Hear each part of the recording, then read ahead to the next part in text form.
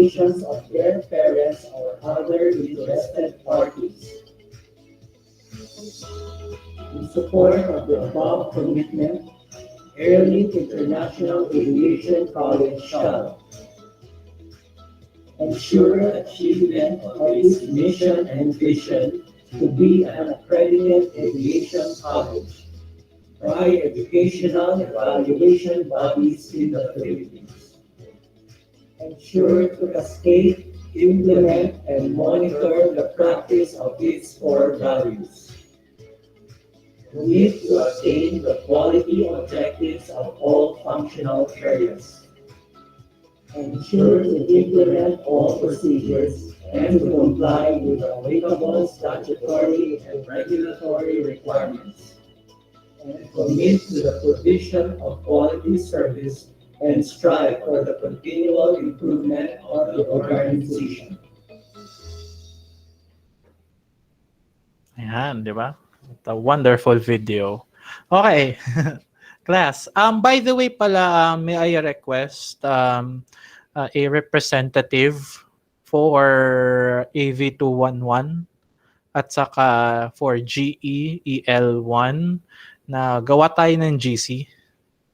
GC for for announcements sa Messenger so that I could easily communicate with everyone, and as well madali nyo akong makausap. Ayan, so if ever may mga request kayo or let's say hindi kayo makakapasok on time, let's say you're scheduled for vaccination or whatever reason that may be, I'd be able to be notified na nang mabilisan at malaman ko kagad. Okay? Paggawa na lang, paki-add na lang ako. I think much better if either si Mohinog or si Cabalsa bilang alam nyo naman ng aking Facebook Messenger. Sige po, sir. Okay. Let's start our favorite subject for techie peoples there, for here tech nerds. Okay. Let me just briefly orient you bilang I didn't have the chance to meet you last week bilang ako'y pinatulog ng 2 araw. So, living in the IT era course, the course outline. So again, this is a span of 13 weeks. So kindly correct this one na lang.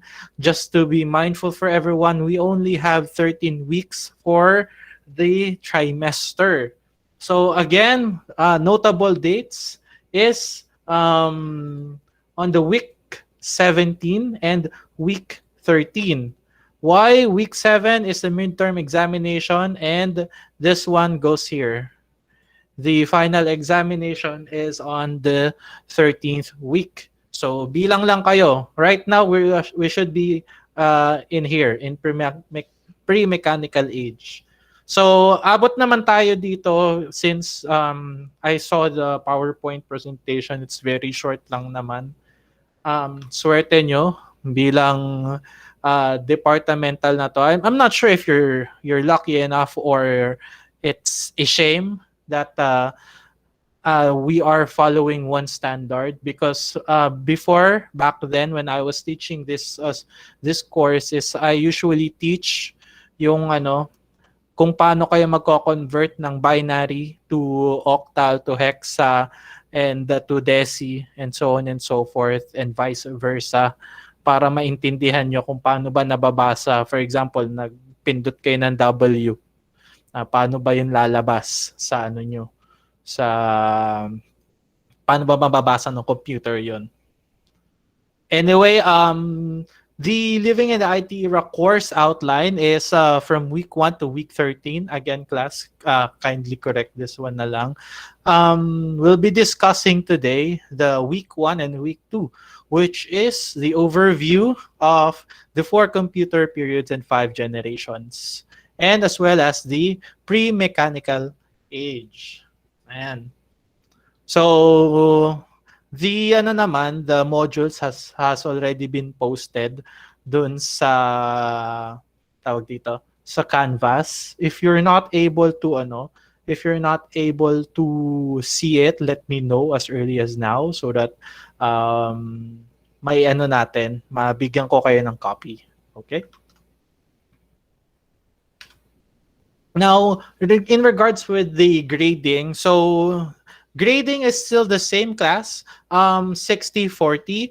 40% is allotted for your major examination. So again, kindly correct this one.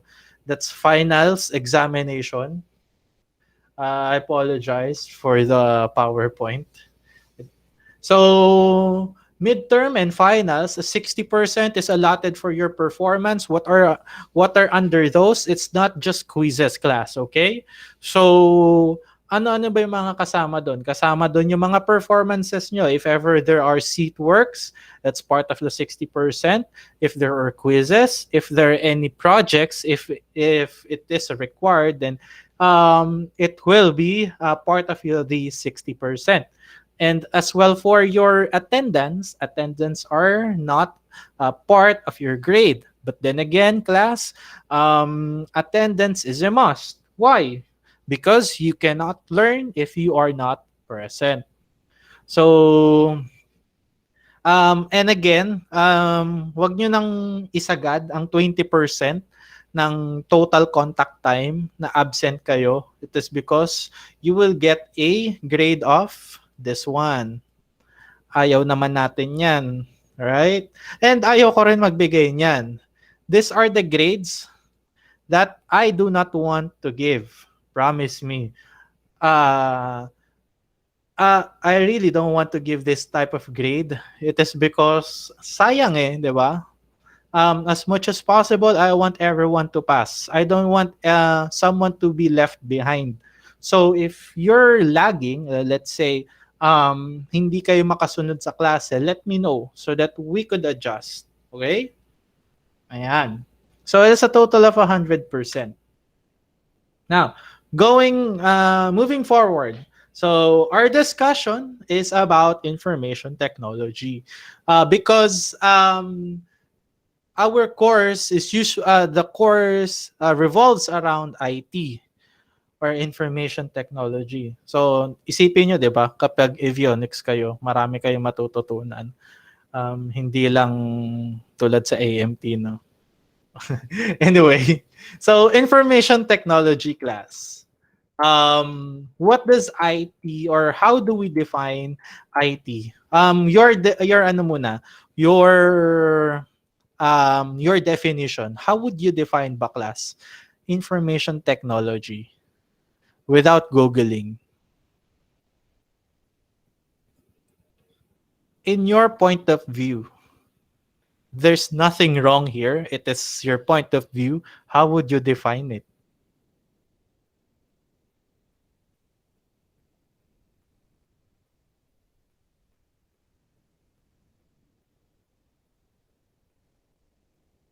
Yes, go ahead, Artus. The use of technology po to learn more or new informations. Parang yun yung nasa akin yung sa mga, hindi lang siya basta-basta na parang paggamit, pero yung sa mga softwares din po kung paano nag-work, ganun, kung paano po yung process, yun po.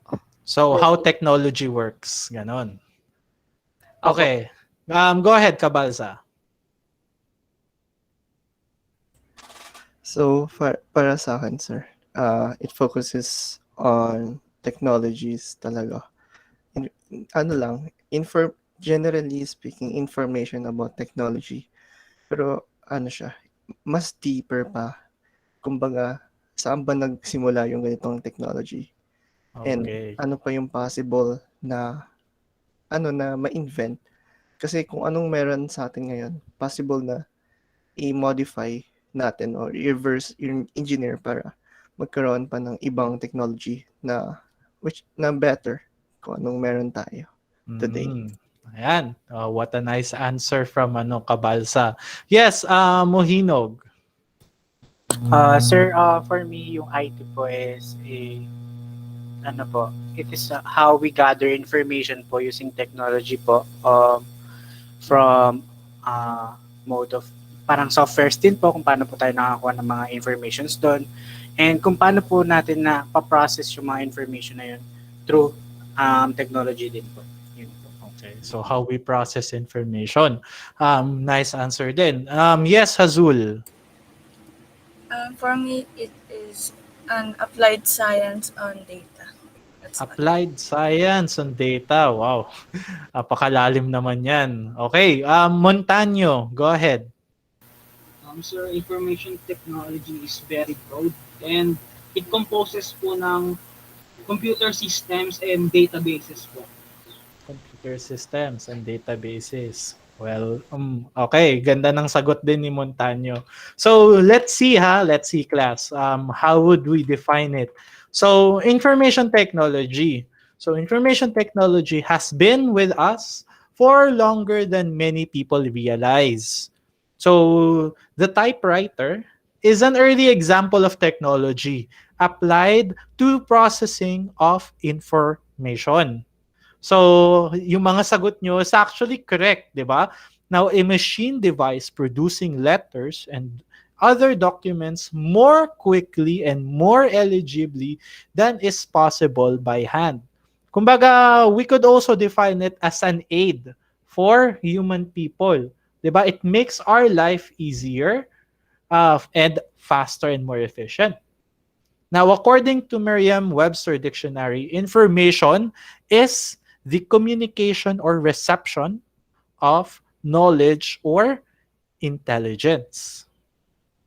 Now, as for Merriam-Webster's defined technology, now in technology as the practical application of knowledge, especially in particular areas. So kung pagsasamahin natin, therefore, we can say that information technology refers to the technologies, both hardware and software, that what? It enables us, humans, to communicate with one another.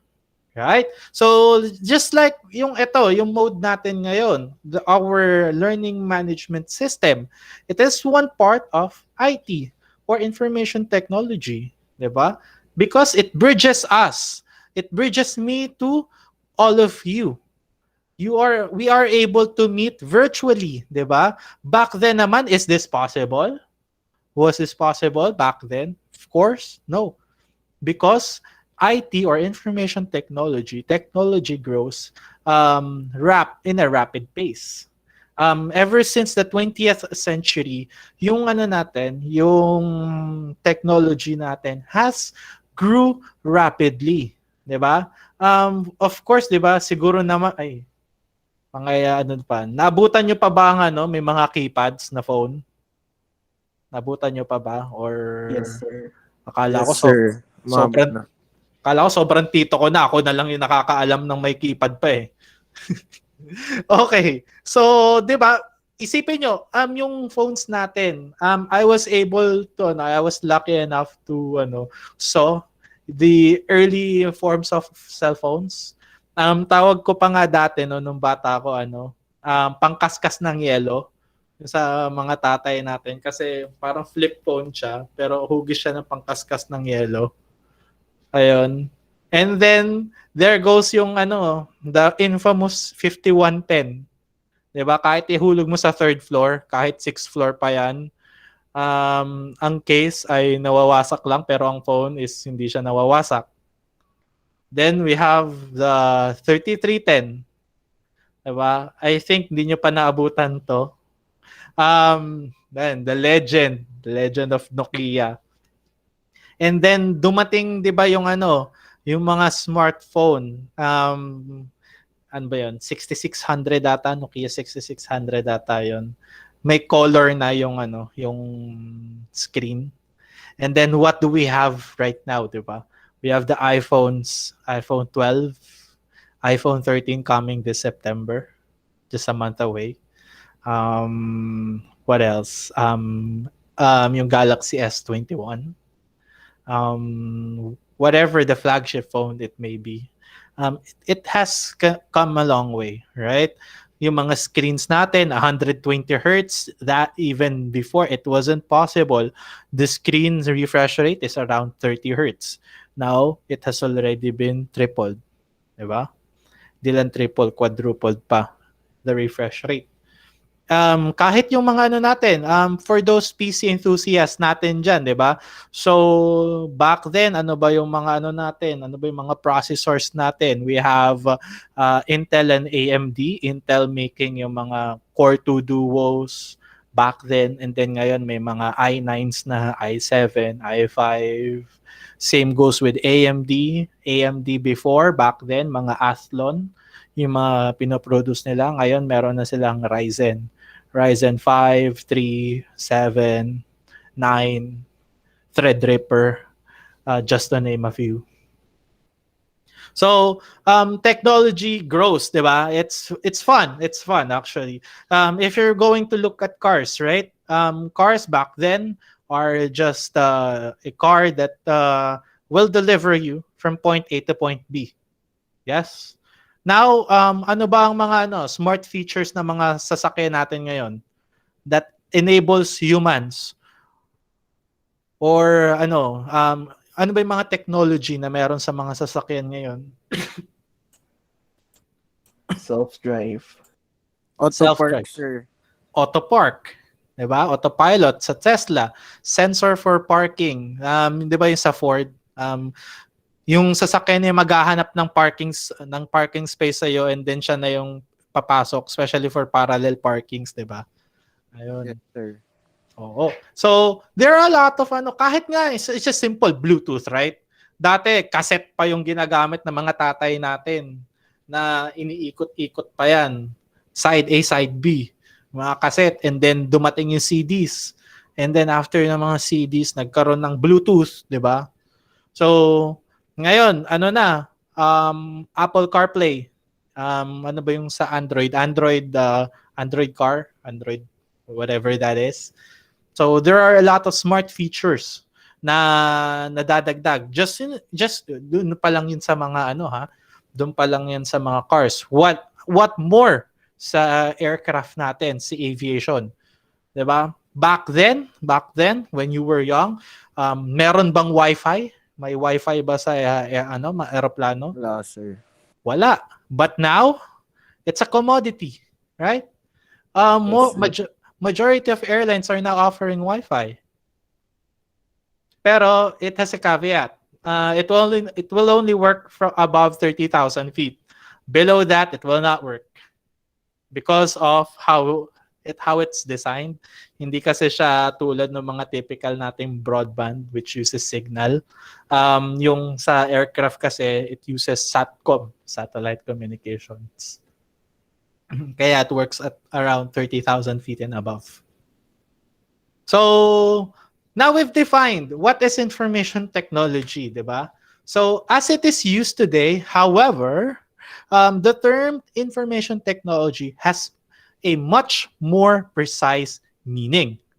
Now, the storage, processing, and retrieving of information by means of electronic technology is part, or in particular, computer and advanced telecommunications. Electronic devices of various kinds are already the essential part of our lives. So, ayan, diba? There are a lot. Kumbaga, if we're going to base yung meaning kanina, anything that enables us human beings or it helps us to be more efficient. Now, yung mga smartphones natin, right? That's part of information technology. Kahit yung mga simple printers natin, di ba? Imbes na isulat mo, pwede mo naman i-Control-C, Control-V, Control-P, Enter. No? Tapos na ang assignment. So, ganun lang. Kung sinabi ni Sir na handwritten, di ba? It will take you how long compared to Control-C, Control-V, Control-P at Enter mo. Right? That's how information technology works. It makes things much more faster and much more easier. Let's say yung mga natin, 'di ba? Sa Wi-Fi natin. So, for example, data. Sa data natin, we have limited data, pero kapag nag-Wi-Fi na tayo, there's unlimited Wi-Fi. Diba? Now, electronic devices of various kinds are already an essential part of our lives. Dito, usually lahat tayo meron yan. Diba? So, let me give you an example. Diba? Back then, let me just show it to you. Ang ano natin, ang keyboards natin have wires. Right? Now, kahit wala siyang wire, is may mga wireless keyboard na tayo. Gumagana pa rin ang keyboard kahit wala siyang wires. So, through information technology. Because technology always evolves or advances. So, ayun lang, di ba? Dati, lahat is may wired. We're already tethered sa wired. For example, yung mga mouse nyo. Di ba? Usually, dati, naka-wire yung mouse nyo. Pero majority right now is using wireless mouse. Di ba?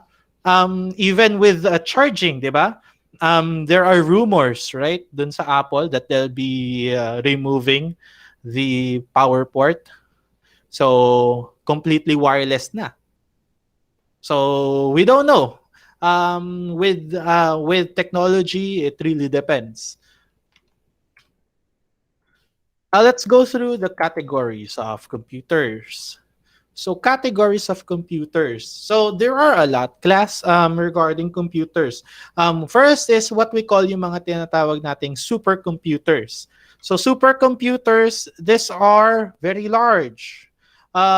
Supercomputers, this is the most powerful computer in terms of performance and data processing and are called supercomputers. These are specialized and task-specific computers used for large organization. Now, class, hindi ka pwedeng mag-Valorant dito, no? Hindi ka rin pwedeng mag-Dota 2. Kasi ibang purpose ang ginagawa nito. Ang purpose nito is to compute. Now, these computers are used for research and exploration purposes. Like what? NASA uses supercomputers for launching space shuttles. Kasi dati naman, if we're going to space, you need a lot of math. But it will take time. Now, in supercomputers, they could compute the trajectory in just a matter of seconds. So if ever may mga kailangan na na maneuvers for the trajectory, it's easy for supercomputers to compute and provide the information. Kung i-compare siya sa tao na magko-compute pa, magka-calculator pa, ang dami pang gagawin. Paano kung wala pang calculator, mano-mano pa rin, 'di ba? So, kayo ba na-experience nyo na may exam kayo tapos bawal ang calculator, mano-mano? Have you experienced it, class? 'Di ba? What's the feeling? Tapos may pa, 'di ba? May time pa, may pressure ka pa. Ayan, lalo na kapag nakalimutan yung calcu. Iyak, sir, bagsak. No. Yung nalilimutan mo yung mga multiplication mo, no? Ano nga ulit yung 8 times 8? Nalilimutan. Ayan, susumpa niyo yung teacher. Naku, nagpapaganyan pa naman ako. Hindi, kasi sa naman yun, conversion. Hindi mo kailangan sa mga binaries kasi, sa ones and zeros, hindi mo kailangan ng calcu. Kaya mag-alala. Hindi naman tayo pupunta doon dahil kailangan sumabay ako sa mga other teachers na nagtuturo nitong GEL. Add lang, tama. Now, supercomputers are very expensive, class, and very large in size. So, usually isang building ang isang supercomputer. So, it can be accommodated in large air-conditioned rooms. Some supercomputers can span an entire building. Now, class, let me remind everyone that supercomputers, it is a must. It is a must. It is required to be in a very, very, very cold room. Do you think why? Bakit kaya? Bakit kaya ang mga computers kailangan nasa sobrang lamig? Avoid overeating. Umiinit. Bakit kaya siya umiinit?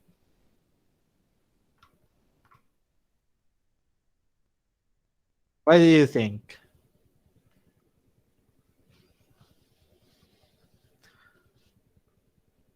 Electrical to heat energy. Ayan. Natali ni Marshall, 24/7 running yung machines. And yes, that's also correct. Now, class, ganito siya. Yung mga processors kasi niyan, kahit yung mga natin, any electronic devices, especially your phone. Let's just have your phone. Let's have an example for your phone. Kapag yung phone nyo is naka-idle, walang ginagawa, it will not heat up, right? It's just cold to touch. Cold to the touch. Now, subukan niyo maglaro ng heavy intense games. Ano bang heavy intense? Wild Rift? No, hindi naman ano yun. ML, Genshin Impact, COD, ayan, COD, yeah. Mapapansin niyo umiinit, 'di ba? It definitely will heat up. Especially depende sa graphics 'yan. Right? Kapag naka-bump up yung graphics mo, naka-high frame rates ka, and everything, their phone will definitely, snakes. Oh, umiinit ang 3310 sa snakes, no? Ayan. So, siya, iinit yung phone mo. For the reason why, it is because of the task na ginagawa ng mga processor. Kapag nagko-compute siya, may ginagawa siya, it will produce heat. Kaya yung mga computers natin, especially for those who knows how to build computers, nilalagyan natin ng heatsink ang microprocessor. Nilalagyan natin ng cooling fans or cooling fins. It's because it heats up a lot. Kasi nagpa-process siya ng data. Those processing of data, millions of data, it will heat up and kailangan makontrol mo yung heat. Kasi if you're not able to control the heat, then the problem will be magsa-throttle down yung speed ng computer natin. Babagal siya. Kaya kapag sa COD natin, let's say nagsistream ka pa, streaming while playing, then that's a hard task. Let's say, it's doing 2 tasks at once. So, mangyayari, naglalag. So, it's either maglag yung stream mo. Sorry, class. Masakit. Maglag yung yung stream mo, or maglalag yung COD. Ganon. So, that's how it works. Now, next is, we have yung tinatawag nating exascale supercomputers. Now, on the 29th of July 2015, President of the United States, Barack Obama, approved the development of an exascale supercomputer. The exascale supercomputer will be 30 times faster and more powerful than today's fastest supercomputers. The need to develop such a high-performance supercomputer comes after China's surge in high-performance computing. However, the US still tops the list of supercomputers with 233 high-performance machines. China has 37 supercomputers, but they led the list of the most powerful and high-performance supercomputers since June of 2013. So presently, China's Tianhe 2 is the world's fastest supercomputer. And there are also popular supercomputers, namely IBM's Sekiyowa in United States, Fujitsu's K-Computer in Japan, IBM's Mira in the United States, IBM's Super MUC in Germany, and NUDT Tianhe 1A in China. So that is just to name a few. So, sir, does the government of the Philippines uses such computers? Ayan. So right now kasi sa Philippines, we do not have those type of supercomputers. Why? Because it is very expensive, class. This supercomputers is billions. It is billions of dollars.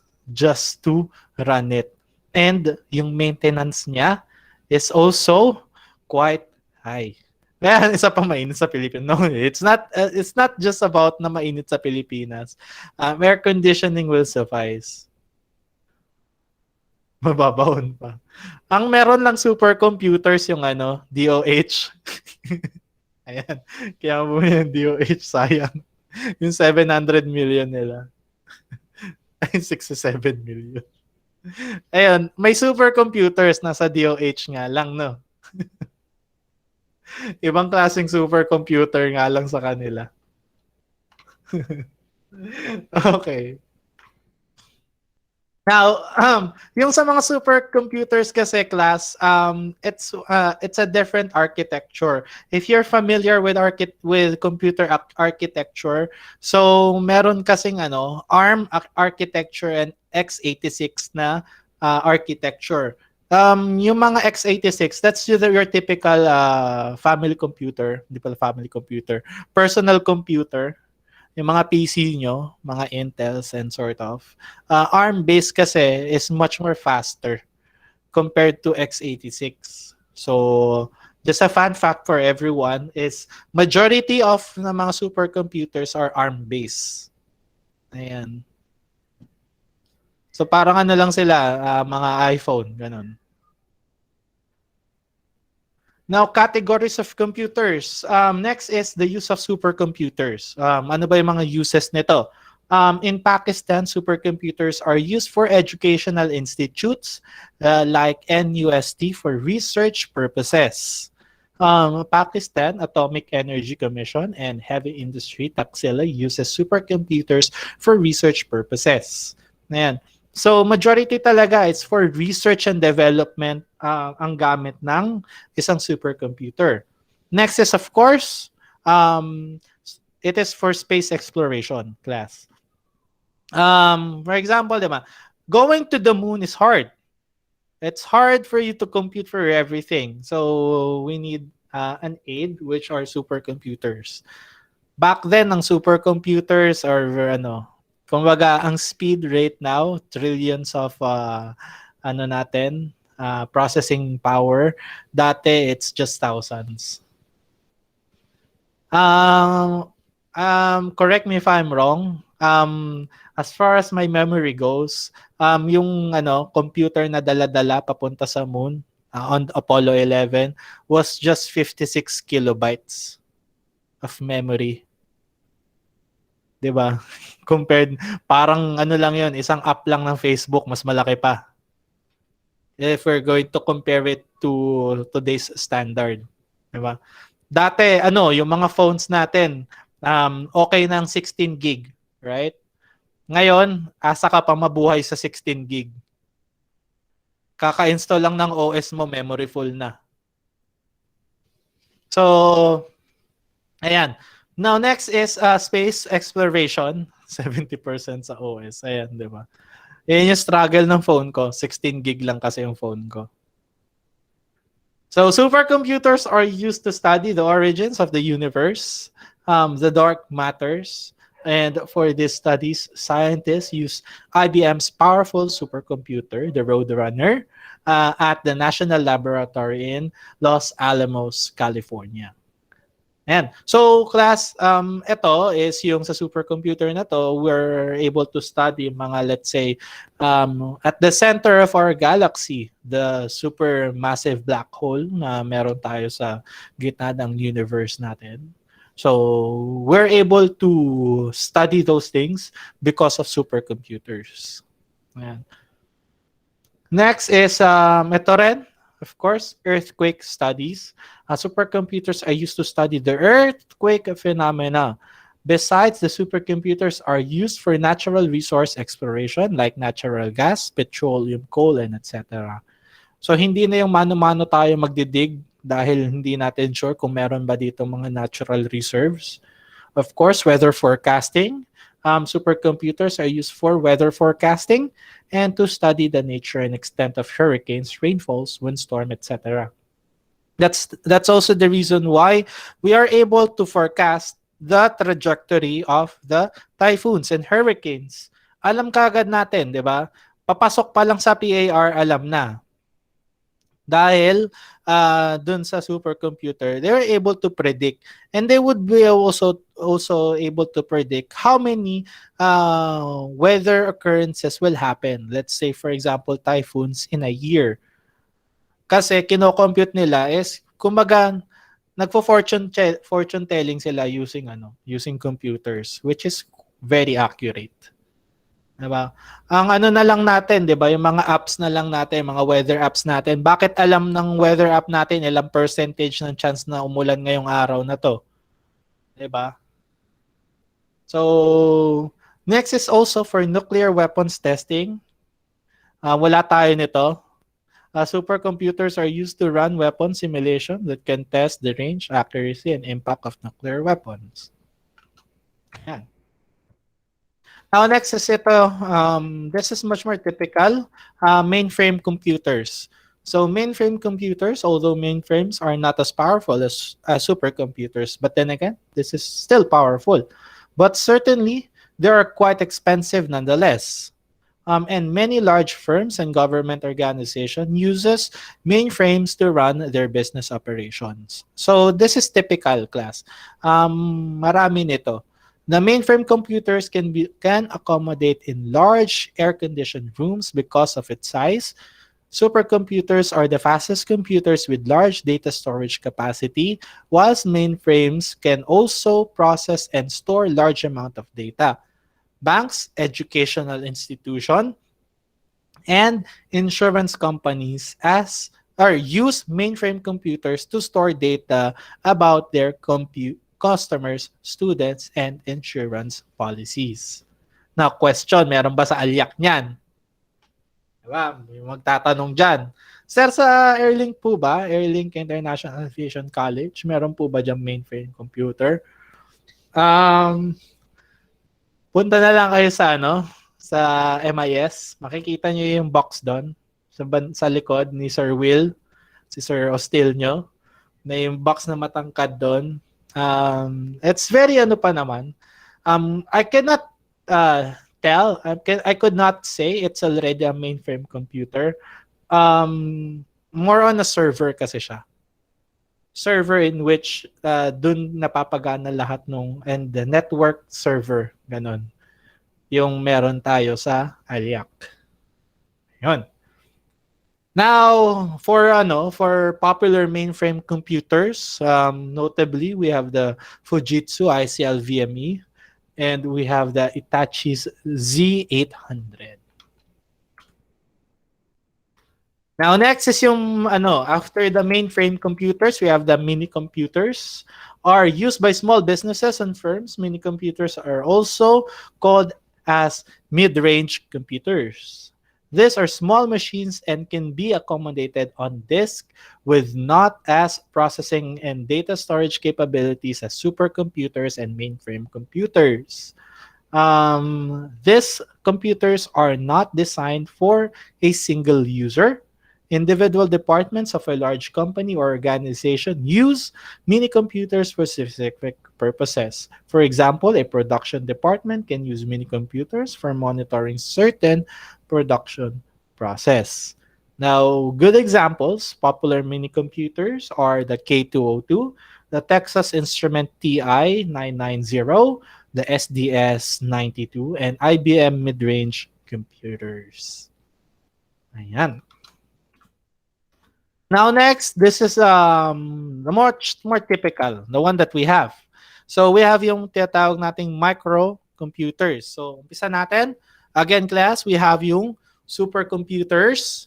We have the what? After supercomputers, what do we have? We have the exascale. We have the what? The mainframe. We have the after the mainframe mini, and we have the micro. So microcomputers. Now ito yung mga gamit natin. This is very typical. So desktop computers Laptops, personal digital assistant, PDAs, wala na ata nito. Tablets and smartphones are all types of microcomputers. The microcomputers are widely used and the fastest growing computers. These computers are the cheapest among the other three types of computers. The microcomputer are usually specifically designed for general usage like entertainment, diba? Education and work purposes. Let's say, for example, yung tablet, diba? A tablet has many functions. You could use it for educational purposes. You could use it for entertainment, manood ng Netflix. Pwede rin, what else? Pwede rin kayong mag-games. Masarap maglaro sa iPad. So, well-known manufacturer of microcomputers are Dell, Apple, Samsung, Sony, Toshiba, Huawei, ano pa ba? Just name a few. There are a lot. Ano pa ba? Acer, Asus. So, desktop computers, gaming consoles, PS5. Sana all, di ba? May PS5. Sound and navigation system of your car, netbooks, notebooks, PDAs, tablet, PCs. So yung mga 2-in-1s natin. Smartphones, your smartphone. Kasi some of you are utilizing your smartphone for educational purposes. Yes. Calculators are, and as well yung mga calcu nyo, are all type of microcomputers. Naalala ko pa yan, if meron tayong face-to-face, lagi na lang may pupunta sa akin sa faculty. Sir, meron po ba kayong calcu? Pahiram po. May quiz po kami kay Ma'am Alcantara. Ayan. Diba? So, wala naman sa inyong Di pa kayo nakakapag face-to-face eh. Sayang. Now, this is the overview of the computer period. So, we have 5. 4 lang pala, sorry. Sa computer period natin, we have 4. We have the pre-mechanical age. We have the mechanical age. We have the electromechanical age. And right now, we have the electronic age. Ayan. So this is just an overview. We'll be discussing it on the later modules. Now, the overview of the computer generations, ito na yung sure ako, 5 to. Ayan. So, computer generations, we have 5 generations ever since the start of computers. So, we have the first, second, third, fourth, and fifth generation of computers. Now, class, I have a question. Just a really quick question. Alam niyo ba yung abacus? Sino ba familiar sa abacus? Abacus. Sino familiar?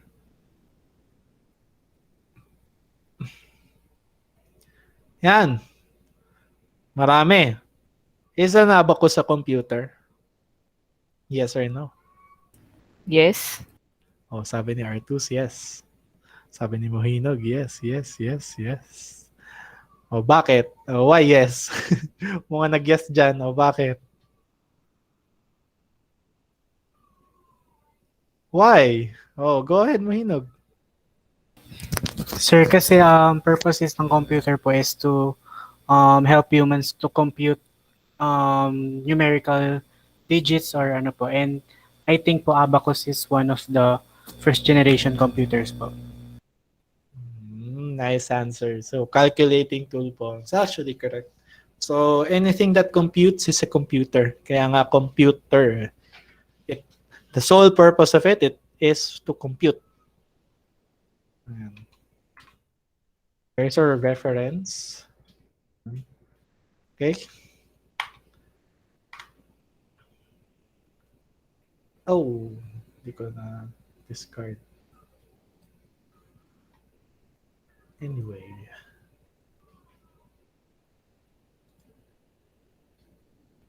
Kaya pa? Gusto nyo pa na isa pang module?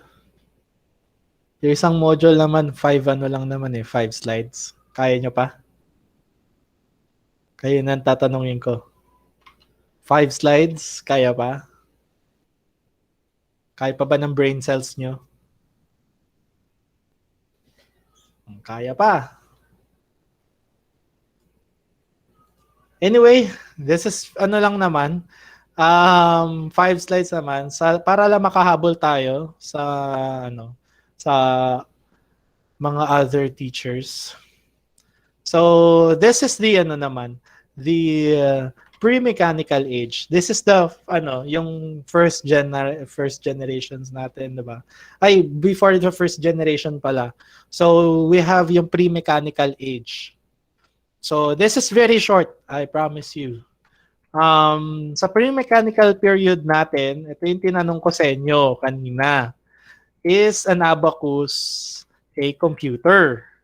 So humans started communicating with one another using words and pictograms carved in rocks. Sino ba sa inyo nanonood ng Nat Geo, ng History Channel? 'Di ba yung sa mga pyramids? That's how they sa mga pyramids natin nandun yung life story ng pharaoh or nung kung sino man yung leader na or kung sino man yung nakalibing dun sa sa tomb na yon. It's through pictures. So back then ito yung mode of communication nila. Now we have yung tinatawag nating Sumerian pictogram, that's here. Ito yan. The Sumerian pictogram dating back to 3100 BCE. That shows the earliest form of communications among humans. So, sinusulat nila sa bato. Sinusulat lang nila sa bato kung ano yung nararamdaman nila. Dati, sinusulat mo pa sa sa 1/4 paper kung sino yung crush mo. Di ba? Sino ba sa inyo? Mga doon? Mga guilty. Nagsusulat pa sa 1/4 papel. Ayan. So, but then again, class, the most popular device created in this period is said to have some in China. To have come in China, which is, yung tinatawag natin, abacus. This one on the right side. So, this is the most popular thing. So, nung bata ako, expert tayo dyan sa abacus, 1 plus 1. Ganun ka lang. Isa, dalawa. Bilangin mo yon 2. So, the abacus is a manually operated device similar to modern calculators. So, this was considered as the first device to process information. Yun lang tatandaan nyo. Abacus is the first device to process information. Ayan. So this one, the abacus, is the first device to process information. But again, in other countries, they use stones, clays, pots, whatever they could draw something for communication. The first humans communicated only through speaking and picture drawing. Now, around 3000 BC, the Sumerians in the Mesopotamia, what is today the southern Iraq, devised a cuneiform.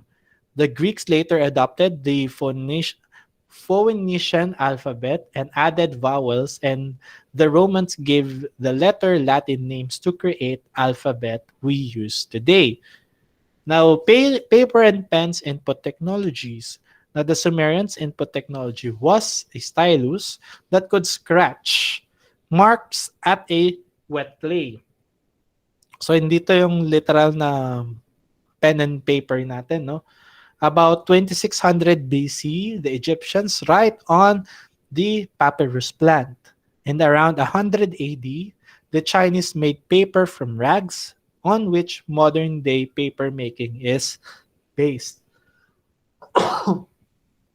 Aray ko.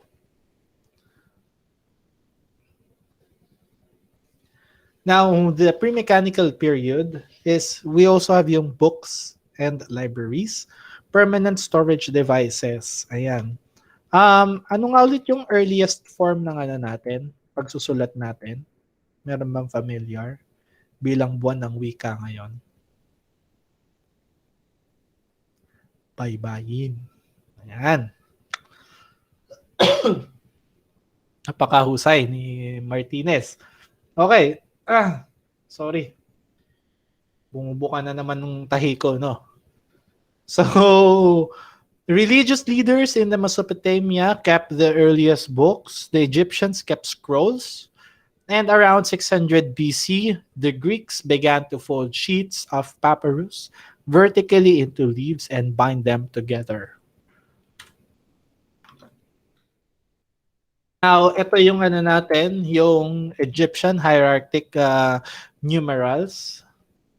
So, the first numbering system that was used is the Egyptian system. The numbers 1 to 9 as vertical lines, the numbers 10 as a U or circle, and the number 100 as coiled rope, and the number 1000 as a lotus blossom. So, ayan, di ba? Vertical lines dito. Yun sa 1 to 9. And then, from 10 to ano, it's parang pa-letter U siya. Now, around 875 AD, the concept of zero was developed. So, for example, ito, kung paano nila isusulat yung ano, yung 1328. So, iano lang nila ng convert mo na lang. Hindi ako marunong magsulat nito eh. Anyway, you will not be writing this one as well. So, just ano lang, be familiarized on how 1 to 10s and then hundreds and thousands are written. And that's it. Yun na yun, class. That is yung week 2 natin. So, on Wednesday, Thursday pala. Tuesday pala. On Thursday, we will have our asynchronous session. Sa asynchronous session nyo, I'll be providing a quiz. Quiz is about, technically it's still a seat work, but yung sa Gen Ed, they call it a tawag dito, quiz. So, you will have you will have an activity. Ayan, much better. You'll be having an activity on Thursday. The coverage will be the module 1. Module 1 only. Ayan. Don't forget. Okay? Let me just get the attendance for the last time. Ayan. All right. So, class, do you have any other question? Sir, upload po ba yung file?